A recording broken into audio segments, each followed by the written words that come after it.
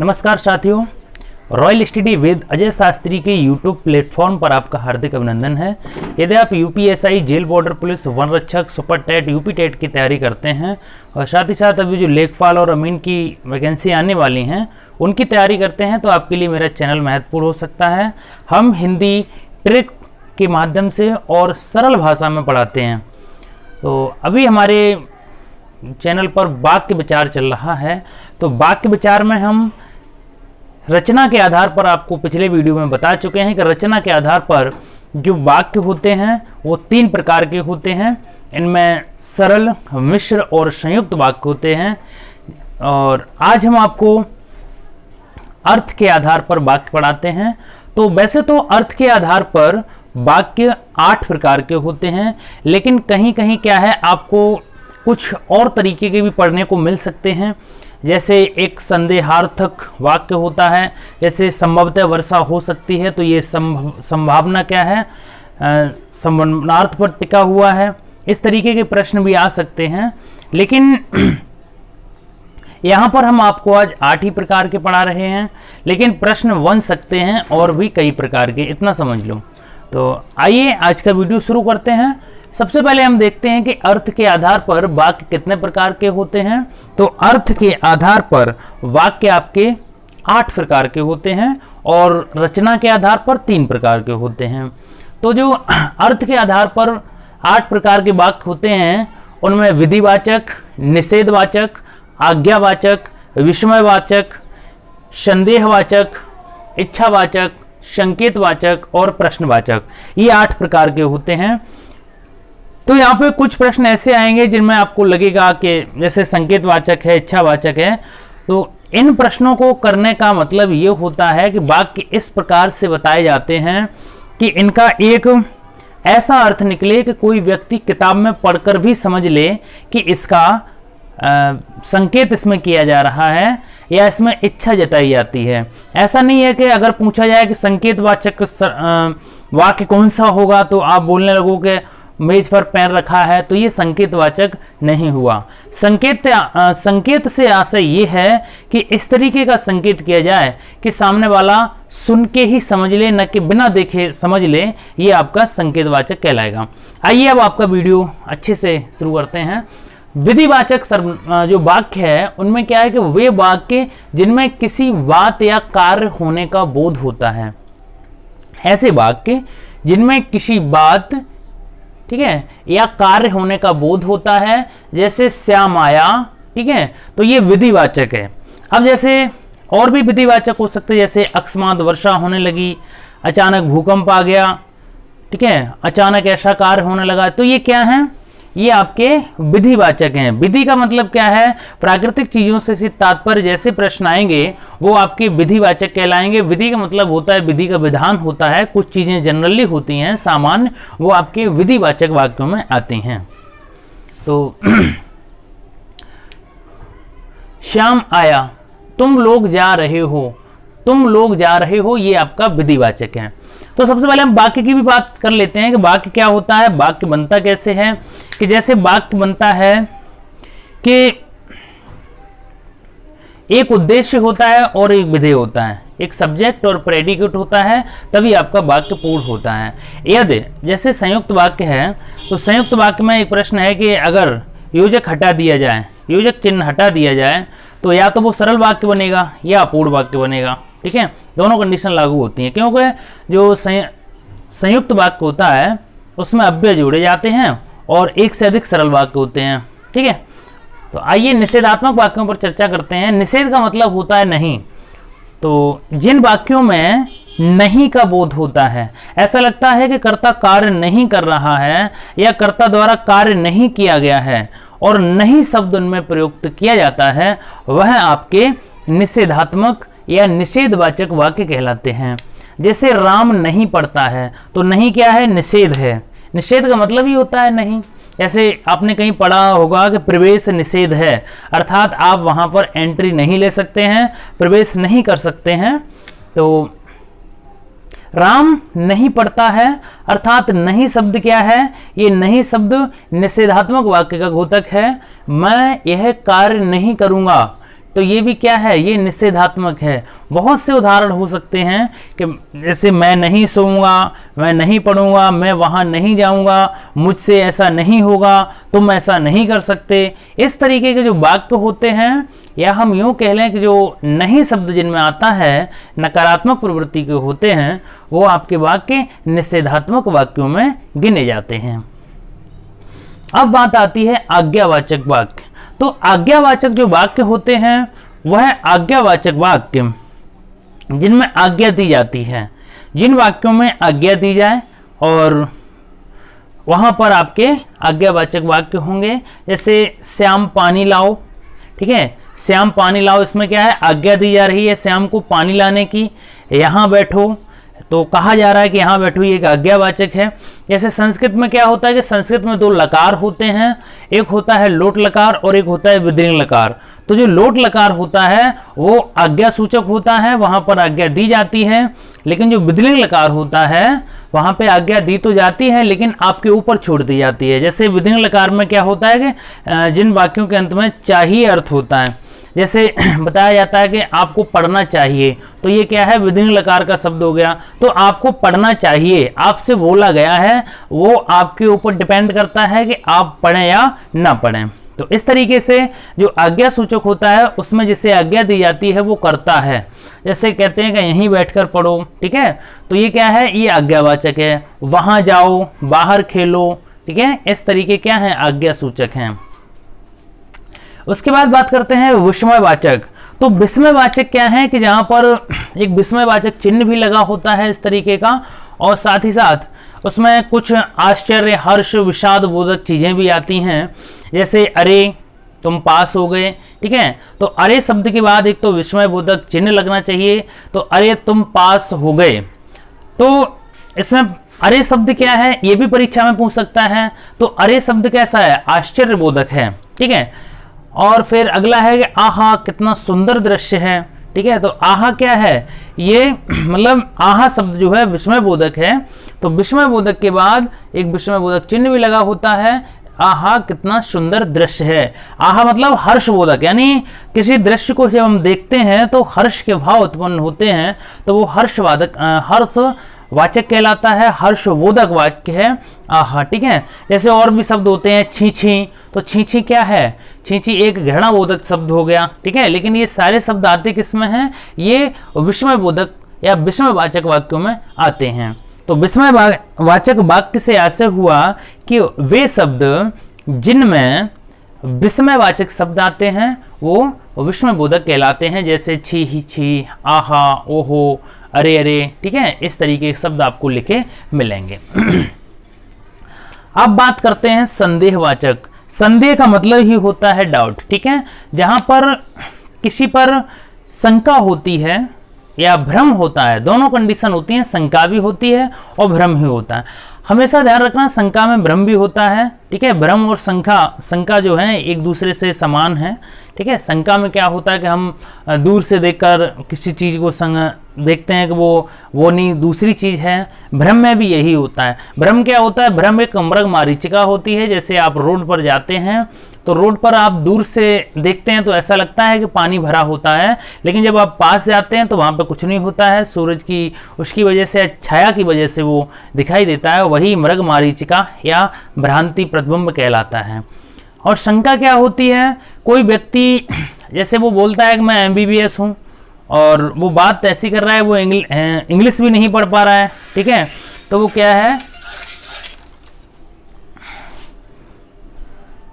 जब वो अंग्रेजी नहीं पढ़ पा रहा है तो वो MBBS नहीं है, तो शंका हो जाती है, ठीक है। अगर कोई कहे कि मैं पुलिस में भर्ती हूँ और उसकी हाइट नहीं है 1.65 भी, जबकि पुलिस में मांगी जाती है 1.68, तो क्या है, तो आपको शंका होगी, ठीक है, कि ये पुलिस में है भी या नहीं भी है। तो शंका जहाँ पे होगी और भ्रम होगा वहाँ पर आपका संदेहवाचक वाक्य होगा। जैसे वह अब जा चुका होगा, जैसे आप बैठे तो यहाँ हो और बात दूसरी जगह की कर रहे हो कि जैसे वह जा चुका होगा। अब जरूरी नहीं है कि वो गया हो, बस आपने क्या है, एक अनुमान लगा लिया है, प्रमेय के आधार पर आप बोल रहे हो कि वो चला गया होगा, लेकिन हो सकता है ना गया हो, तो इसमें शंका ही तो है। तो यहाँ पे क्या है, ये संदेहवाचक वाक्य होंगे। अब जैसे महेश पढ़ा लिखा है या नहीं, महेश पढ़ा लिखा है भी या नहीं, जैसे कोई पढ़ा लिखा व्यक्ति और अनपढ़ों जैसी बात करता है। समाज में दो प्रकार के व्यक्ति होते हैं, एक पढ़े लिखे व्यक्ति होते हैं वो, और एक होते हैं कि सामाजिक व्यक्ति होते हैं। कुछ लोग समाज में ऐसे होते हैं जो पढ़े लिखे नहीं होते हैं फिर भी सामाजिक बात बहुत अच्छे से करते हैं, तो पता लगता है कि वो पढ़े लिखे हैं। और कुछ व्यक्ति ऐसे होते हैं पढ़े लिखे होने के बाद भी गंवारू प्रवृत्ति के होते हैं, तो वो पढ़े लिखे होने के बावजूद भी उन पर शंका रहती है कि पढ़े हैं या नहीं हैं। तो ऐसी प्रवृत्ति के लोग जो आते हैं वो शंका के दायरे में आ जाते हैं। तो यहाँ पे क्या है कि संदेहवाचक होते हैं, जैसे महेश पढ़ा लिखा है भी या नहीं है, ठीक है, तो ये आपके शंका में आएंगे, यानी संदेहवाचक। अब बात करते हैं इच्छावाचक। सबसे इंपॉर्टेंट आपके दो हैं, इच्छावाचक और संकेतवाचक। इनको आप समझ सकते हैं, ठीक है, लेकिन जो दो हैं इनमें आपको थोड़ी सी समस्या का सामना करना पड़ सकता है। जैसे इच्छावाचक क्या हैं, अगर हम पूछें आपसे कि इच्छावाचक वाक्यों को बताइए एक दो, तो आप कैसे बताएंगे।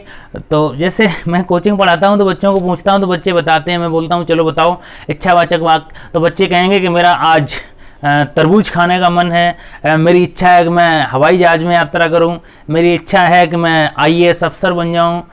तो ये इच्छा नहीं है, ये आपकी इच्छा है, ठीक है, लेकिन क्या है कि ये इच्छा आप हमारे सामने प्रकट कर रहे हो, ठीक है। लेकिन हिंदी में ऐसा कदापि नहीं है।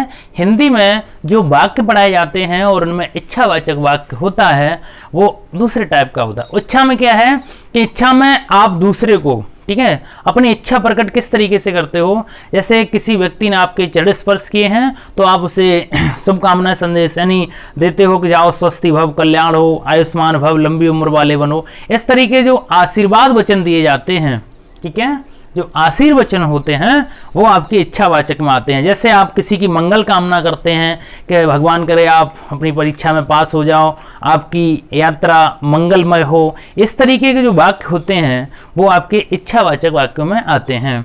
जैसे ईश्वर आपकी यात्रा सफल करे, ठीक है, तो इसमें क्या है, इच्छा है हमारी कि ईश्वर आपकी यात्रा सफल करे, आप जहां भी जाना चाहते हैं वहां पे गंतव्य स्थल पर बहुत अच्छे से आरामदायक स्थिति में पहुंच जाए, आपका भविष्य उज्जवल हो, आपका भविष्य उज्जवल हो, ठीक है। इसमें भी आशीर्वाद दिया जा रहा है कि आपका भविष्य उज्जवल हो, आयुष्मान भव, लंबी उम्र वाले बनो, चिरंजीव भव, लंबी उम्र वाले बनो। इस तरीके के जो शब्द आएंगे जहां पर कल्याणकारी भावना निकलेगी। अब जैसे कोई चरण स्पर्श करता है उसे आशीर्वाद दिया जाता है, वो भी आपका किस में आएगा, इच्छावाचक में, क्योंकि इच्छा से ही हम अपना जो भी देते हैं, अपने जो उद्गार पेश करते हैं अपनी इच्छा से ही देते हैं, या किसी को आशीर्वाद दें, ठीक है, या किसी मंगलकारी भावना तुम्हारे दिल में आ जाए, लगे कि हाँ ये बालक हमारे रोज मतलब सेवा करता है तो उसका कल्याण हो जाए, जो भी चाहता है वो हो जाए, ऐसे आशीर्वचन दिए जाते हैं। तो ये क्या है, इच्छावाचक वाक्यों में आते हैं। तो आपको अच्छे से याद रखना है कि जहाँ पर आशीर्वादात्मक शब्द आएंगे, किसी को मंगल कामना संदेश भेजे जाएंगे, वो इच्छावाचक वाक्यों में आएंगे। ऐसा नहीं है कि मेरी पेटीज खाने की इच्छा है, ये नहीं आएंगे, ठीक है, ध्यान रखना। तो यहाँ पे देखते हैं कि आपका भविष्य उज्जवल हो, आपका कल्याण हो, ठीक है, इस तरीके के शब्द आएंगे वो आपके इच्छावाचक वाक्यों में आएंगे। अब इसकी परिभाषा क्या है, इसकी परिभाषा ये है कि वे शब्द मतलब वे वाक्य जिनमें इच्छा प्रकट की जाए, आशीर्वादात्मक शब्द कहे जाएं, कल्याणकारी शब्द कहे जाएं, ठीक है, ऐसे शब्द कहे जाएं कि जिससे कि सामने वाले को लगे कि मतलब मेरे लिए कुछ कहा गया है, ऐसे शब्द आपके इच्छावाचक वाक्यों में आते हैं। अब बात करते हैं संकेतवाचक। तो संकेतवाचक से ऐसे क्या होता है कि जहाँ पे संकेत किया जाता है, संकेत मतलब इशारा।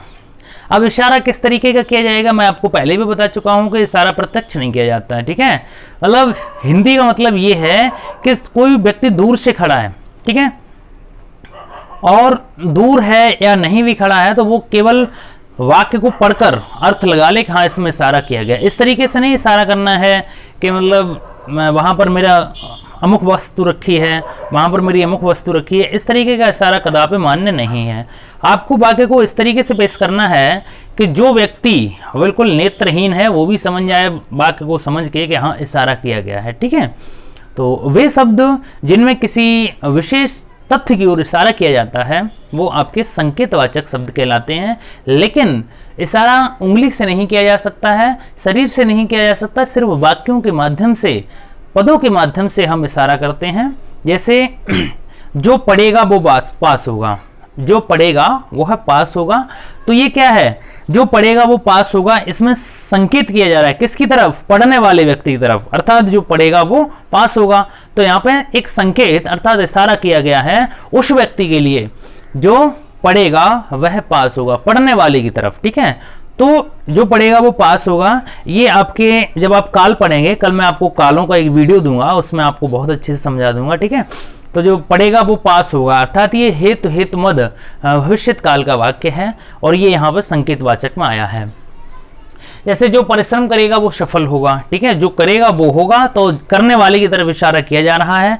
चूंकि यहाँ पे ना उंगली उठाई जा रही है ना कुछ भी, सीधा सा वाक्यांश हमें समझ में आ रहा है कि पढ़ने वाला व्यक्ति पास होगा, उसी की तरफ इशारा किया गया है। अगर वर्षा अच्छी होगी तो फसल भी अच्छी होगी। ठीक है, अब वर्षा की तरफ इशारा है, फसल की तरफ इशारा है। अगर वर्षा होगी, वर्षा की तरफ इशारा किया गया है वाक्यांश के माध्यम से, वाक्य के माध्यम से, पद के माध्यम से कि यदि वर्षा अच्छी होगी तो फसल अच्छी होगी। ठीक है, तो फसल अच्छी कब होगी? जब वर्षा होगी। तो सीधा सा वर्षा की तरफ इशारा है और जहां पर इशारा किया जाए वहां पे आपका संकेतवाचक वाक्य होता है। अब बहुत सारे शब्द हैं ऐसे, यदि वह कल नहीं जाता तो बच जाता। ठीक है, यदि वह नहीं जाता तो बच जाता, तो न जाने वाले व्यक्ति की ओर इशारा किया जा रहा है। ठीक है, इस तरीके के जो शब्द आएंगे वो आपके संकेतवाचक वाक्य में आएंगे। अगला है अंतिम आपका 8वां पॉइंट है जो है प्रश्नवाचक वाक्य।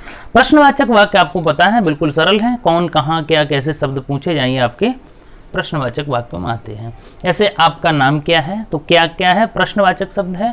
ठीक है, और कहाँ, तुम कहाँ जा रहे हो, तुम कैसे आए। ठीक है, कहाँ से आए, इस तरीके के प्रश्न पूछे जाएंगे, वहाँ पर प्रश्नवाचक होगा। अब हम कुछ प्रश्नों पर चर्चा करते हैं जो अब तक कंपटीशन में आए हुए हैं और जहां पर बेसिक प्रश्न पूछे जा सकते हैं उन पर चर्चा करते हैं। ध्यान से सुनिएगा। जिस वाक्य में केवल एक क्रिया होती है उसे क्या कहते हैं? उसे हम सरल वाक्य कहते हैं। एक उद्देश्य और एक विधेय होता है, वहां पर आपका सरल वाक्य होता है। संज्ञा उपवाक्य, ठीक है, किस वाक्य में होता है? तो संज्ञा उपवाक्य किस में होता है? सरल मिश्र वाक्य में होता है, क्योंकि एक प्रधान उपवाक्य होता है और उसके पीछे एक आश्रित वाक्य भी होता है। ऐसे पूछते हैं कि उसने पत्र में लिखा, तो ये क्या है? ये प्रधान उपवाक्य है। अब जो बाद में लिखा गया है कि वह कल आएगा, ये क्या है? ये आश्रित वाक्य, अर्थात ये मिश्रित वाक्य कहलाएगा। यह वही लड़का है जो कल आया था, ठीक है, यह वही लड़का है जो कल आया था, कैसा शब्द है? तो ये मिश्रित शब्द होगा। कुछ प्रश्न आए हुए हैं कंपटीशन में, आज दिन तक पूछे गए हैं, वो स्वरूप का हम वर्णन कर रहे हैं, हम उस पर चर्चा कर रहे हैं। तुमने परिश्रम नहीं किया अतः उत्तीर्ण हो गए, अनुत्तीर्ण हो गए। तुमने परिश्रम नहीं किया अतः अनुत्तीर्ण हो गए। तुमने परिश्रम नहीं किया, ये एक सरल वाक्य है। अतः क्या है? अतः एक सिंपल जो अव्यय है, और अनुत्तीर्ण होना ये एक सरल है। एक से अधिक जहां पे सरल वाक्य होते हैं वहां पर आपका संयुक्त वाक्य होता है। अर्थ के आधार पर वाक्य कितने प्रकार के होते हैं? तो अर्थ के आधार पर आपके 8 प्रकार के वाक्य हम पढ़ा चुके हैं। विधि, निषेध, आज्ञा, विस्मय, इच्छा, संकेत और प्रश्नवाचक वाक्य आपके 8 प्रकार के होते हैं अर्थ के आधार पर। रचना के आधार पर प्रश्न अगर पूछे जाएंगे तो रचना के आधार पर 3 प्रकार के होते हैं, सरल, मिश्र और संयुक्त। अगला एक प्रश्न पूछा जा चुका है, हम आपको 20-21 क्वेश्चन पर चर्चा करा रहे हैं जो अब तक पूछे गए हैं इस टॉपिक से, और इसकी पीडीएफ मैं आपको दूंगा जिससे आप हल भी कर सकते हैं। शायद आज वर्षा हो, इसमें किस प्रकार का वाक्य है? अभी मैंने थोड़ी देर पहले आपको बताया था कि ये 8 प्रकार के होते अवश्य हैं, लेकिन नए भी बन जाते हैं। अब जैसे शायद आज वर्षा हो, अब ये शायद वर्षा हो इनमें से किसी में तो आ नहीं रहा है, तो वर्षा होना एक संदेह में आएगा, ठीक है। संदेह मतलब यहाँ पे संदेहवाचक में आएगा, आ सकता है, क्योंकि शायद आज वर्षा हो तो संदेह ही तो है, मतलब हमारी शंका ही तो है, हो सकती है बादलों को देख के, या हम अनुमान लगा सकते हैं अनुमान और प्रमेय के आधार पर, ठीक है। वह बोला कि मैं नहीं जा सकता, यह किस प्रकार का वाक्य है? वह बोला कि मैं नहीं जा सकता। कौन बोला? वह बोला। क्या बोला? अब वो आश्रित वाक्य हो गया। के शब्द क्या है? जोड़ने वाला है, तो ये आपका मिश्र वाक्य होता है। जिस वाक्य में एक उद्देश्य और केवल एक ही विधेय होता है वहां पर क्या होता है? आपका सरल वाक्य होता है। सुशील ने कहा कि मैं गांव नहीं जाऊंगा, तो ये कैसा है? सुशील ने कहा कि मैं गांव नहीं जाऊंगा। अब सुशील इसमें क्या है? संज्ञा है, तो यहां पर एक संज्ञा उपवाक्य होगा। संज्ञा उपवाक्य क्या होते हैं? जहाँ पे पहले संज्ञा प्रयोग की जाती है। संज्ञा आपकी 5 प्रकार की होती है। जातिवाचक संज्ञा होती है, व्यक्तिवाचक, भाववाचक, द्रव्यवाचक और समूहवाचक संज्ञा होती है। तो जैसे गांधी जी ने कहा कि सदा सत्य बोलो, ठीक है, ये संज्ञावाचक उपवाक्य है। उपवाक्य के प्रकार आपके 3 होते हैं। यदि संयुक्त वाक्य का योजक अव्यय हटा दिया जाए तो कौन सा वाक्य बनता है? प्रश्न आपके कंपटीशन में बहुत अच्छे से पूछा गया था एसआई में कि यदि संयुक्त वाक्य से, जो संयुक्त वाक्य होता है, एक से अधिक सरल वाक्य होते हैं, उनमें एक अव्यय शब्द जोड़ा जाता है। अगर अव्यय शब्द हटा दिया जाए तो क्या बनेगा? तो जाहिर सी बात है सरल ही वाक्य बचेंगे, ठीक है। लेकिन क्या है, कहीं कहीं पे आपको पढ़ने को मिल सकता है कि वो अपूर्ण वाक्य भी होंगे लेकिन अपूर्ण नहीं होंगे, ठीक है, क्योंकि सरल ही बनेंगे, क्योंकि एक से अधिक सरल वाक्य होते हैं। क्रिया के आधार पर वाक्य कितने प्रकार होते हैं? तो क्रिया के आधार पर आपके वाक्य 3 ही प्रकार के होते हैं। पूजा घर पर नहीं है, किस प्रकार का वाक्य है? तो नहीं है मतलब मैं बता चुका हूं, निषेधात्मक वाक्य है, जिसमें नहीं आएगा निषेधात्मक कहलाएगा। अर्थ के आधार पर वाक्य के प्रकार नहीं है, तो कुछ प्रश्न में ऑप्शन दिए होंगे, तो ये 8 प्रकार के आपके हैं, जो नहीं है वो उसमें नहीं होगा। वह घर गया और पढ़ने लगा, तो इसमें और शब्द है, तो क्या है, ये संयुक्त वाक्य कहलाएगा। मुझसे चला नहीं जाता, इसमें कौन सा वाच्य है? तो ये भाववाच्य है। जब उसमें खाया नहीं जाता, चला नहीं जाता, पिया नहीं जाता, सोया नहीं जाता, जो आदतें आप नहीं कर सकते हो आपके द्वारा, वो भाववाच्य होती हैं। मैं एक बार सकर्मक कर्मक क्रिया में बहुत अच्छे से स्पष्ट कर चुका हूँ। रावण मारा गया में कौन सा वाच्य है? ठीक है, तो रावण मारा गया यानी किसी के द्वारा मारा गया, ठीक है, तो यहाँ पर कर्मवाच्य भी होगा, लेकिन आपको कर्तवाच्य भी पढ़ने को मिल सकता है। लेकिन क्या है कि इसका भाव निकल के आता है, रावण किसी के द्वारा मारा गया, ठीक है, तो यहाँ पर कर्मवाच्य होगा। तो उम्मीद है आपको मेरा वीडियो पसंद आया होगा। इस तरीके के और भी वीडियो देखने के लिए और हिंदी को बहुत सुदृढ़ बनाने के लिए आप हमारे साथ जुड़े रहिए, और हम हिंदी को आपको सरल तरीके से पढ़ाते हैं। वीडियो देखने के लिए बहुत बहुत धन्यवाद। शुभ दिन।